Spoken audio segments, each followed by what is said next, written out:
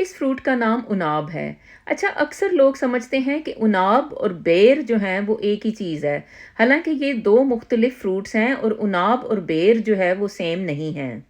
اچھا، اناب جو ہے پرانے زمانے میں استعمال کیا جاتا تھا اگر کوئی انسان کسی بھی وجہ سے کمزوری کا شکار ہو جاتا تھا، جیسے کہ آپ کو پتہ ہے کہ لوگ جنگیں لڑتے تھے، فزیکل ورک بہت زیادہ کرتے تھے، تو ایسی صورت میں ان کی انرجیز جو ہے جب کم ہو جاتی تھیں تو انہیں جو ہے اناب پیش کیا جاتا تھا۔ اسی طرح خواتین کے پیریڈز کے پرابلمز کے لیے، ان کی خون کی کمی کے لیے جس کی وجہ سے ظاہر ہے کہ وہ تھکاوٹ کا شکار ہو جاتی تھیں، اس کے لیے بھی اناب کا استعمال کیا جاتا تھا۔ تو ابھی آج کل کے زمانے میں یہ دیکھا گیا ہے کہ اناب میں بہت زیادہ مقدار میں وائٹامن سی پائی جاتی ہے، جو کہ ایک زبردست اینٹی آکسیڈنٹ ہے، یعنی کہ یہ آپ کی باڈی میں ریپیئر کا کام کرنے والا ایک ایجنٹ ہے یا ایک کیمیکل ہے۔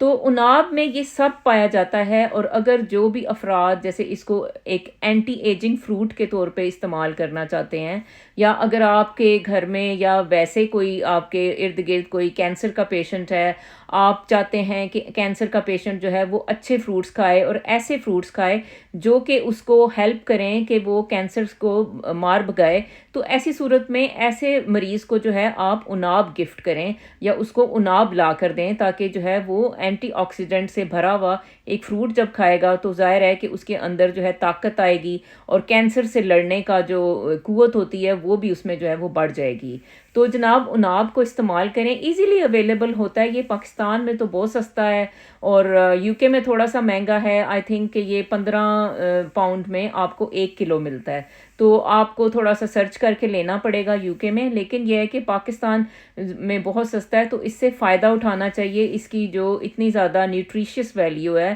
اس میں غذائیت جو چھپی ہوئی ہے، اس کو جو ہے اپنے بروئے کار میں لائیں اور ان لوگوں کو دیں جو کہ کسی بھی وجہ سے کمزوری کا شکار ہیں۔